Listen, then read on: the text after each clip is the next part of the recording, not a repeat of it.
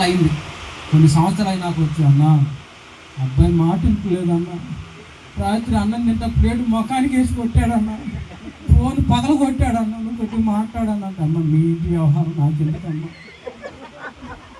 అలా ఎందుకు బాధపడింది మళ్ళీ ఏడ్చింది కానీ రమ్మని మాట్లాడతా అని మళ్ళీ పిలిపించి మళ్ళీ మాట్లాడు. స్తోత్రం కలుగును గాక. సేవకుడు వాళ్ళు చెప్పే కాదు లేండి. ఎందుకు పాపం ఆ పనులన్నీ కూడా చక్కగా ఏదో ఉపాధి చేసుకుంటా పిల్లల్ని జాగ్రత్త చదివించుకుంటా బ్రతకొచ్చు కదా.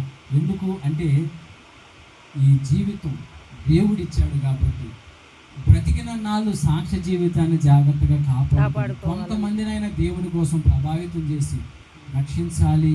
ఒక మంచి సాక్ష్య జీవితంతో భారం కలిగి దైవజనుడు ముందుకెళ్తూ ఉంటారు. నేను మీకు ఏం చెప్తున్నానంటే, దైవ సేవకుడు జకర్యానులో ఉన్న భారం మీ అందరి హృదయంలో వస్తే ఈ సంఘం ఇట్లాగనే ఉండదు. ఈ సంఘం ఇట్లాగనే ఉండదు. ఖచ్చితంగా మరలా వచ్చే సహవాస కూటాల కల్లా నా దేవుడు దీన్ని అభివృద్ధి పరుస్తారు.